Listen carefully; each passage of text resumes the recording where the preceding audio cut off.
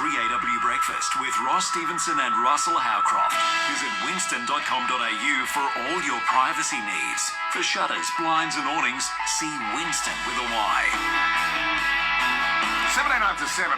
Health authorities are yet to approve the wide-scale public use and funding of rapid antigen tests. In Melbourne, construction sites have been trialling those 15-minute tests. Rebecca Casson, Chief Executive of the Master Builders Association of Victoria. Rebecca, good morning to you. Good morning to you. How are you doing today? Good. You're trialling these rapid 15-minute tests. Do they work? Well, look, firstly, it's important to note that on-site testing for COVID-19 has been a proactive measure for our industry for a long time. We instituted it in March through our Worker Entitlement Fund, Incolink, and this approach has been very crucial for our sector, staying both safe and open. And Incolink has visited almost 300 building and construction sites over the last 8 months. And so the question about whether testing works is very important, because it actually does. Sorry, Rebecca, just the quick answer, do they work or not? Well, they do work.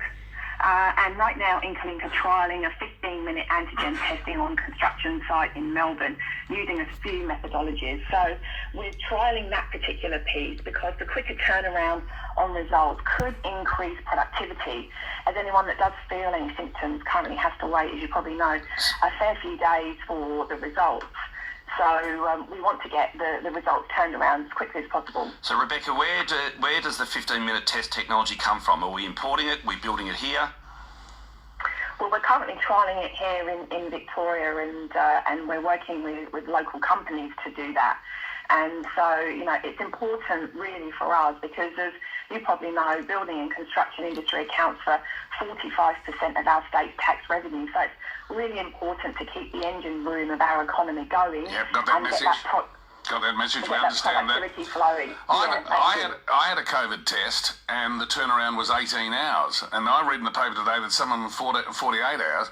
What am I trying to work out? 8 months into a pandemic. How can we still be waiting 48 hours?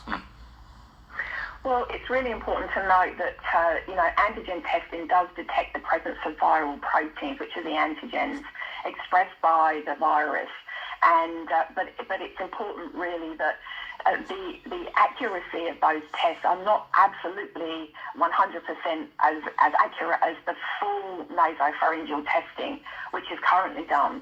But it's sufficient enough, we believe, and this is what the trial is going to see if we can test the presence of the antigen that will bind to those specific antibodies and fix to what's known as a bit of a paper strip enclosed in a plastic casing and generate a visually detectable signal. And that's typically within 30 minutes.